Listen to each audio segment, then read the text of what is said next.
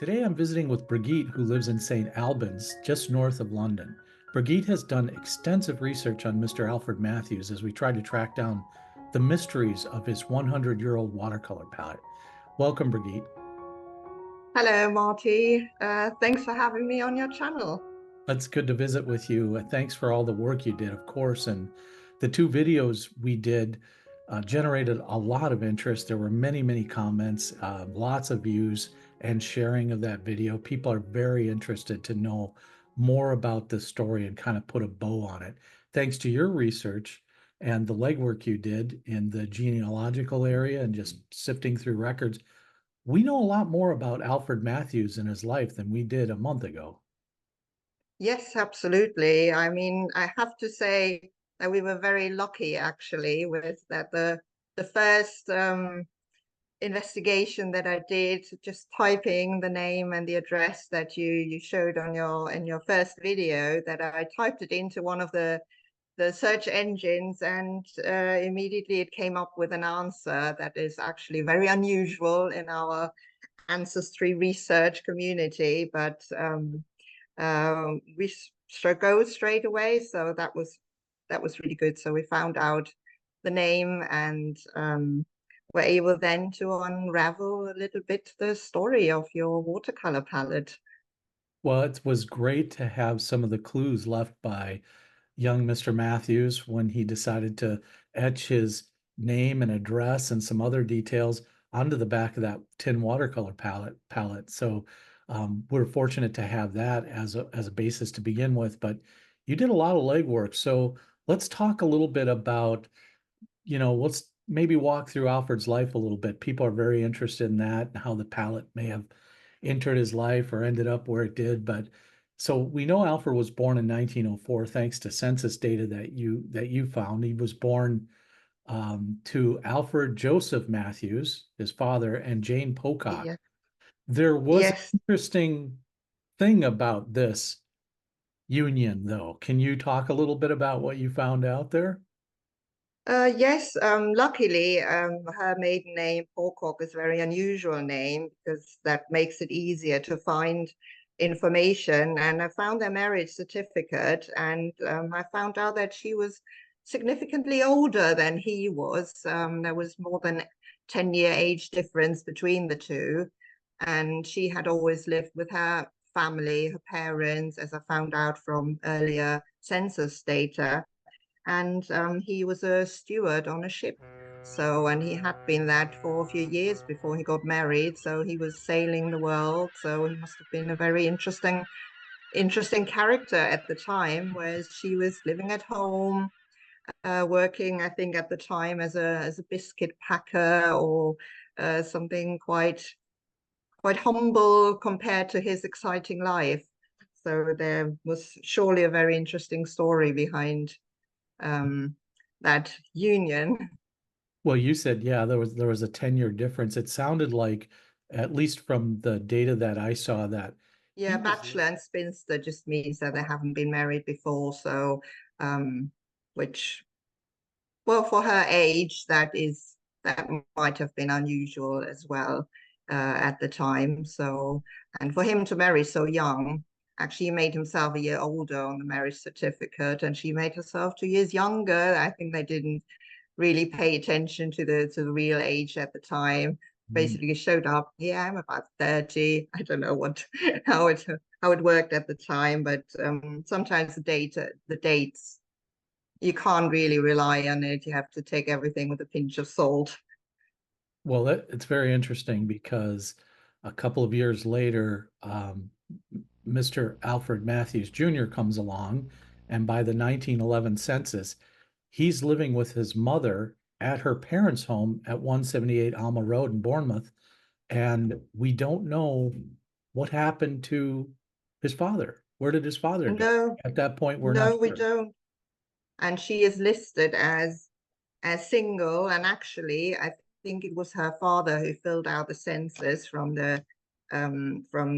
what I saw online, and he put down her maiden name, and then it was crossed out, and then Matthews was written over it. So from that information, it just looks like the father wasn't really in the picture at that time. So Um, was it the census was so was it somebody in the records area that found that, hey, that they crossed out the Pocock name and added Matthews back in? Or do you think that was something that was a second thought by Jane's father? yes, or maybe she did that and just said, "Oh, remember, I am married," or it's Interesting. we don't know, but it might be that somebody later on corrected the data. That is possible. I found through another user, ancestry user who's researching the same family, and she put the 1921 census of the same address online, and they were still living at that same address. But it was at the time, it was just Alfred, the owner of the pallet, and his mother Jane living at the address. Yeah. So it was Do we know about Jane's father or Alfred's grandfather, Edward? And I think his wife's nickname was at least Annie. I think it was Edward and Annie. She might have had yes, a proper name, but I think that was his third wife. so to bring everybody back, it's the census of 1911. The next year, Yes. Alfred's 8 years old, and the Titanic sinks in the North Atlantic. Then, Yes. then the Spanish flu hits Europe and the rest of the world. The pandemic lasts for 2 years, and then there's World War I in there. So a lot of things happen between the time the census is taken and 1920 when he's 15 years old and receives the watercolor palette. It sounds like he was in fifth form. He wrote that on the back of the palette, and that would have been. Yeah. Can you explain that to our American audience? What grade that might have been? That would have been what is now in England is grade 11. So it is form 5 means it's the fifth form secondary school. So the first year of secondary school is when children are 11. So fifth form would be when they're 15. So that is the last year of secondary school before they go on into either an apprenticeship, college, or go to the prep school to go then to university. And that those years are still called sixth form. So, So sure. So his basic education is done at this point, 1920. He's got this watercolor palette and he decides to engrave the watercolor palette, which gives us the clues and leads us on our great unraveling of these mysteries and your research. So let's talk a little bit about what happens in 1921 because he's no longer in school and he's no. done. And you found some information about what he went on to do at that point. Yes, from the 1921 census, we know that he still lived in Bournemouth in Hampshire, in the south of England, and he has now finished school and he is listed as an apprentice in an electricity supply shop in Bournemouth, very, very close to his home. I checked it on the map. So, yes, so he chose a sensible route. He wasn't becoming an artist. But we don't know. Maybe he was still painting. It was just a year after he engraved his name into the palette. Um, Very but his interesting. his mother is listed as working like house duty, so she didn't have a job. So he probably had to support the family Yes, at this point in because time. we know by Edward's will that well, I don't know if it was a sizable sum in 1920 or so when he died, but he left there's an exact accounting of his will, and there's some numbers here. I don't know if you have that handy, but uh, it sounds like 221 pounds, 5 shillings, and 6D, which I'm not sure what the D is, but um, Yes, yeah, I don't think that was a lot of money, but we have to remember that we have found out that they came from a very, very humble background, and it was probably a considerable sum to be actually registered in the that he left a will, and so that showed that there had actually come to some money at least. Whereas before, in earlier census, we know that he had worked in as a train conductor or ticket collector. So we know that they hadn't been, and they have lived in an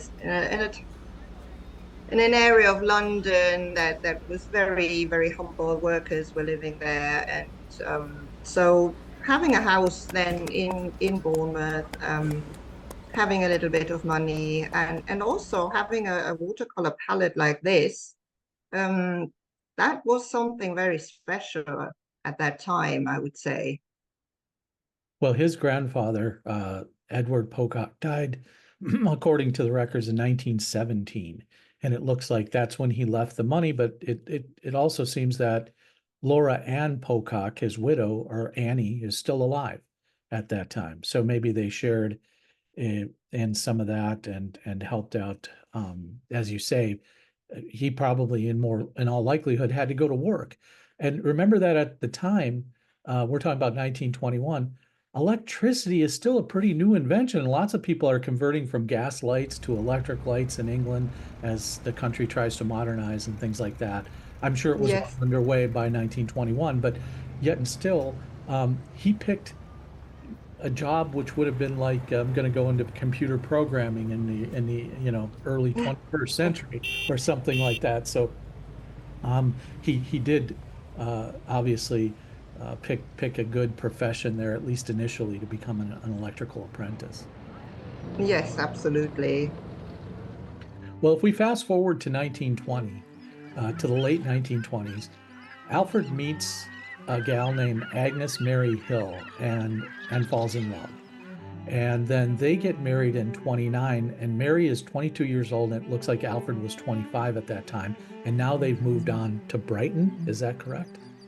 Yes, that's correct. That's another seaside city or town. It's basically just if you go down from London straight to the south coast of England, and that's where Brighton is. Very, very beautiful city.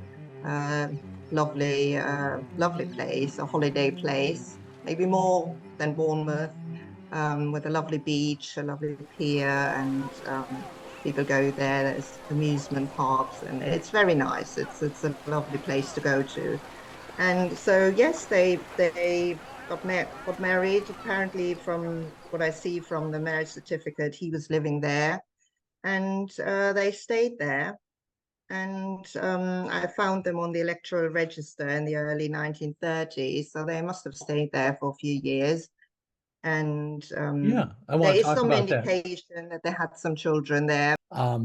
When we talked before, you talked a little bit about the correlation between Alfred's motivation to live so close to the sea because he seems to have never left or always wanted to live in some kind of a seaside location, and that this might have had something to do with the fact that his father, who he doesn't know anymore, had was a sailor and had been part of the Royal Navy, it sounds like, or in some job capacity that had to do with the ocean. So I'm not sure what we don't know for sure what Alfred's uh, passion was about that, but he seemed to stay close to the sea. Yes, it does seem like that. He moved from Bournemouth to Brighton, and even later we have another place that we know where he had lived, and that was fairly close to the sea as well. So and to big harbors, and so it could be that he was drawn to the sea, and I would like to imagine that he maybe painted the sea with his watercolor palette, and yes, it is. It could be. I mean, we don't know whether he was in contact with his father, but Right. it could have been a motivation to stay close to the sea. That's right. Yeah, we were going to talk a little bit about his extended family and where his father did end up, because that mystery, you were able to sort of pierce the veil of history there and figure out what happened. But we'll get to that. I just wanted to talk about a little bit of the timeline a little bit more because in 1931, Alfred's mother, Jane, passes away. And it looks like a year later, Alfred and Mary welcomed their first child. We don't know the statistics about that child because those records are still sealed, I believe. Is that right? Yes, yes, that is correct. And it is only it's very, I couldn't completely prove it, these records of the two children and Jane's death, but it's very likely because Alfred and his wife were living at this place, and it is very likely that um, this was that they had two children there, and that Jane passed away during that time in Brighton. That's right. Now, by 1939, the war in Europe is raging, and it sounds like Alfred has taken a job as an ambulance driver in London. Is that correct?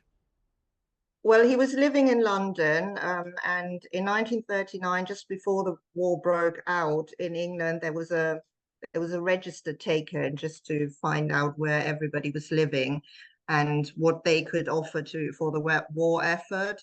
So it was a bit of an extended kind of a census, and Alfred is listed there as working as a waiter, living in London, but he was an ambulance driver in a capacity for the war, so he was on basically on standby, I assume, to help out if any casualties due to the war would happen. So we know that they have most probably lived there in London with their two children, and I think it has to be. They didn't know what was coming, but we know that most children from London were later sent out of London during the war. So there was a big effort to send the children with a little suitcase to the countryside and away from their parents, which was very, very hard. And so we don't know what happened to their children during that time. Yeah. I have unfortunately not found out anything else about their children and whether they're Yeah. still alive or what happened to them. The war years had to be, exceptionally tough for everybody in Europe, but most particularly, London was being bombed quite frequently by the Germans, and the Luftwaffe would fly missions over.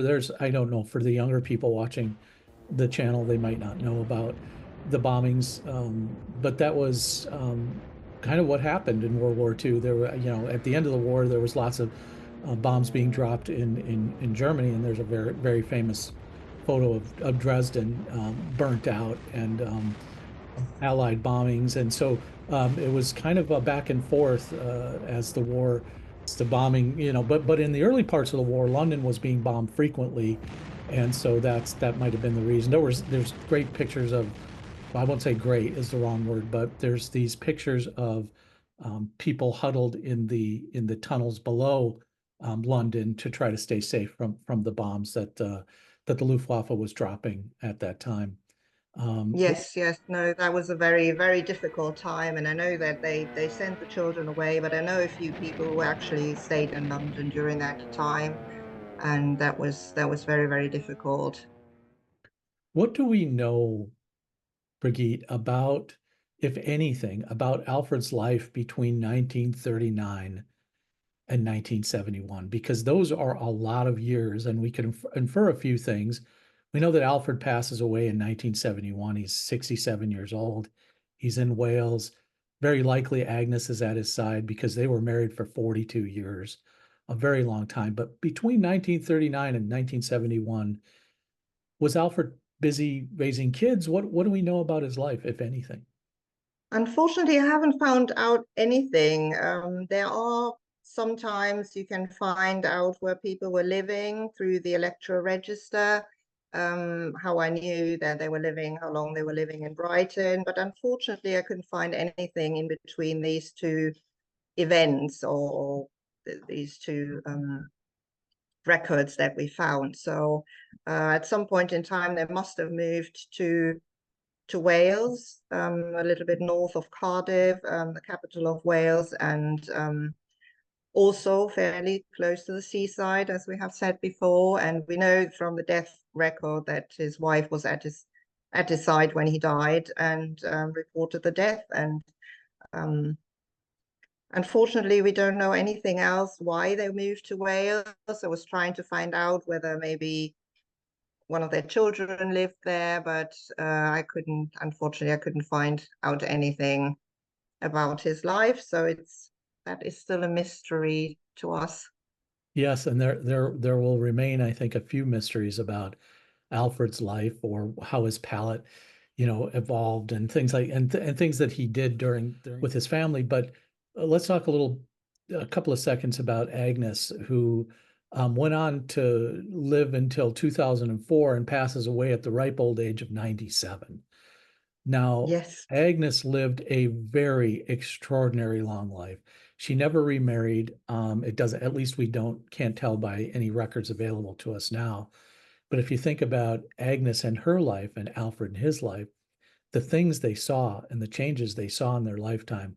Well, we already mentioned a few: World War I and the Spanish flu, World War II, automobiles and airplanes, telephones and light bulbs, all of these things that we take for granted, modern medicine, all of these things evolved in a tumultuous 20th century that Alfred and Agnes bore witness to during their lives, and especially Agnes. Wow, she lived a long. Yes, absolutely. Absolutely. There were a lot of changes, and I think it wasn't that easy to adopt. Um, but they have come around quite a lot. So maybe they were very mobile. They didn't stay just in one place. So they had an active life. They moved. She died somewhere completely different than where he died, where they lived before. So they must have moved around. It was also the time of people being a bit more mobile with their following a job, following their family. So that also leads to them being maybe being able to live a bit longer because they are more stimulated with new places, new people. Yeah. So yeah.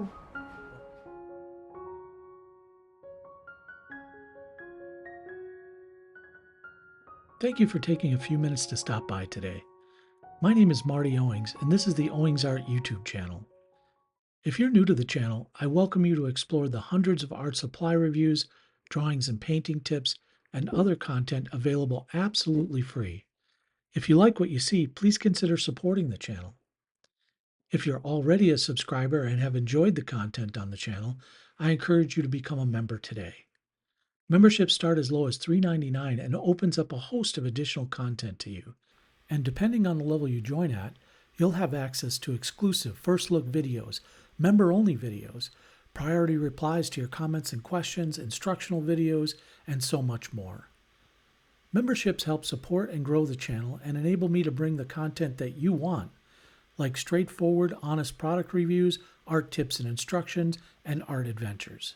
If you'd rather make a one-time contribution, you can simply visit Buy Me a Coffee at the link below and choose an amount that makes sense for you. Another fun way to support the channel is by using super chats and super stickers during live streams and premieres. I frequently have books and original art for sale on my Etsy site at Owings Art. All the links to help support the channel are in the description below. Thanks for your support. Have an awesome and artful day.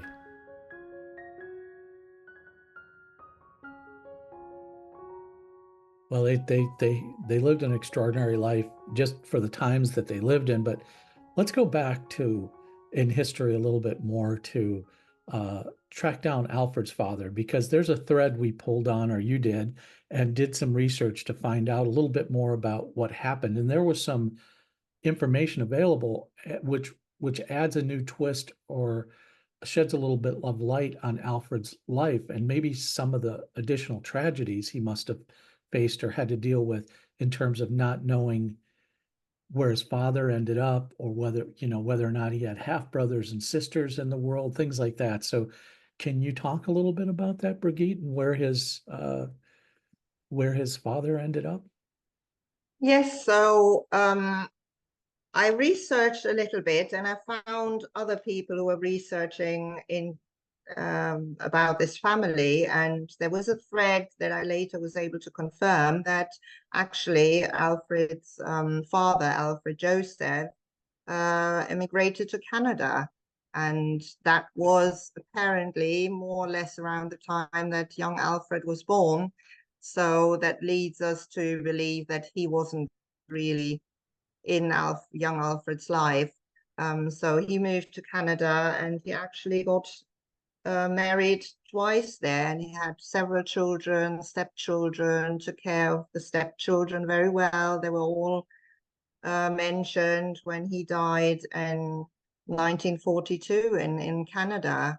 And he was still traveling the world. There are um, lots of records about him still working on a ship. And so he must have been on a ship for most of his life until he apparently suddenly passed away in 1942. And then I think on his death record there is an entry that he was working in the Royal Canadian Navy. So, um, but we don't know in what capacity.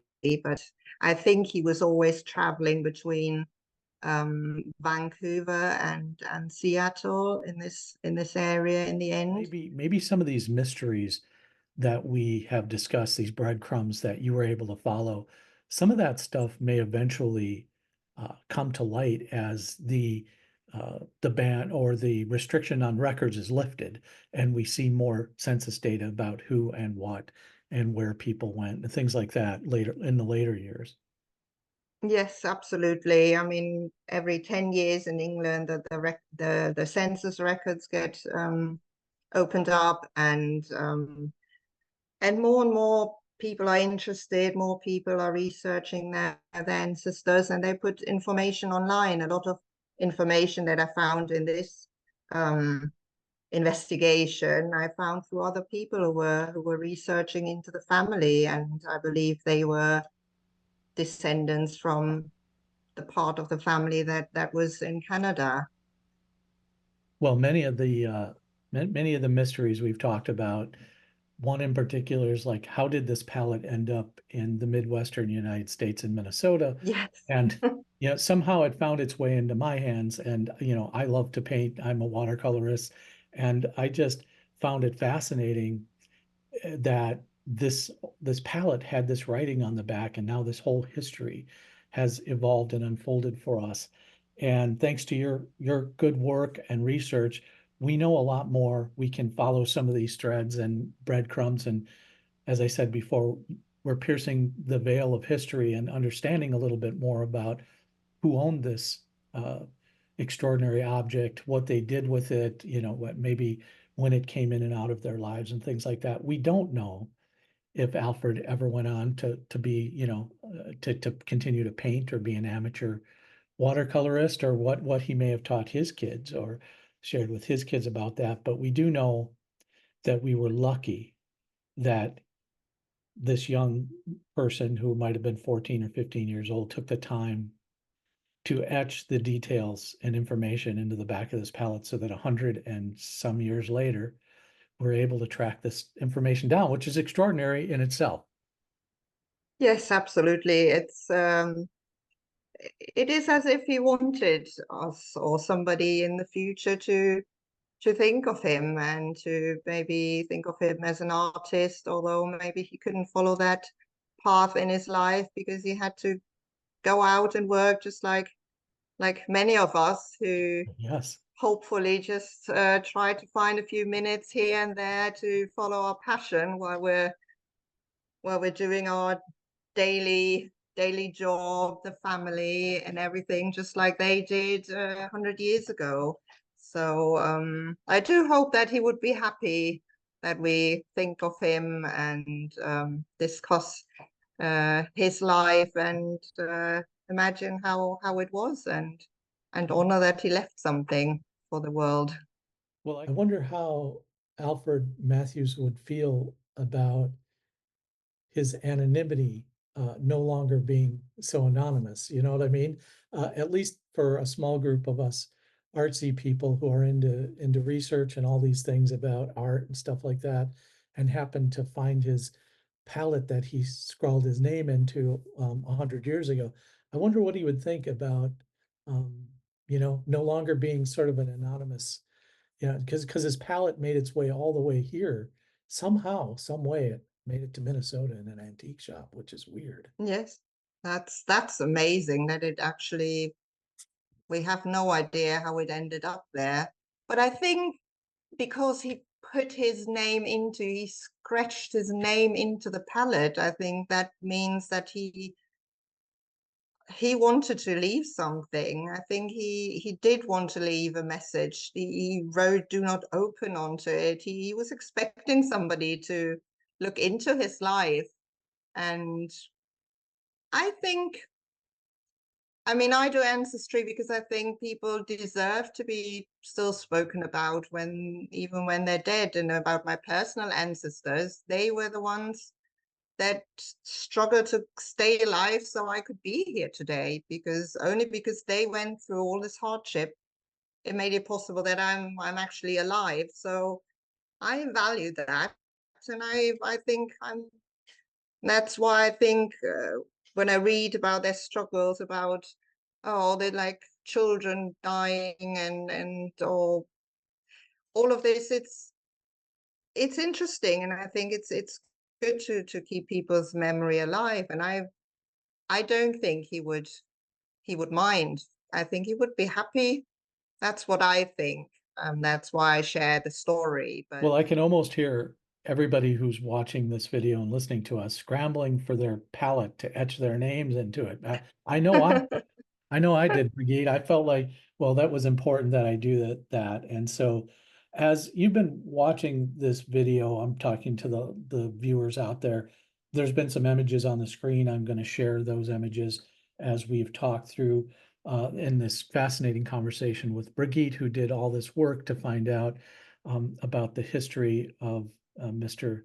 Alfred Matthews and the life he lived. I really just want to thank you for taking the time to respond first in the comments on the original videos, and then for the work you did, because you sent me an extraordinary list of information, which really helped to pull back the curtains and expose this whole thing, which I think has fascinated viewers. I know it has fascinated me.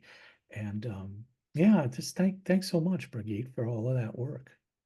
oh no, thank you for receiving it so well, and for all your um, that for kicking off this whole investigation. I love doing this, and I love connecting my love for ancestry with my love for art. I think this is the first time actually I was able to do this, and I'm a watercolorist myself, and yes, I was able to connect these two strands of my life, and that was a absolute pleasure. Thank you very much.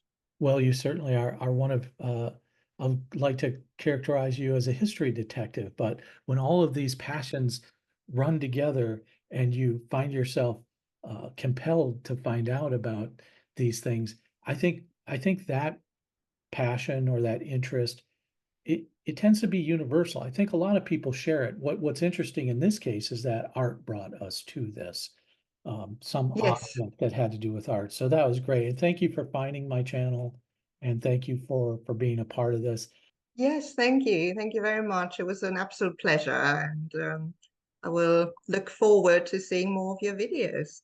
Good. Yeah. Where do you post your artwork somewhere, or do you have an Yes, on this Instagram account. So I'm called In the Green Art on Instagram. So if anybody wants to have a look, that's me.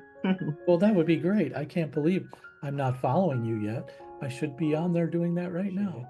Thanks for everybody who joined us today to listen to the story of Alfred Matthews and his watercolor palette. Yeah, I think that's where we'll leave it today. And please, leave us a comment and question if you have it.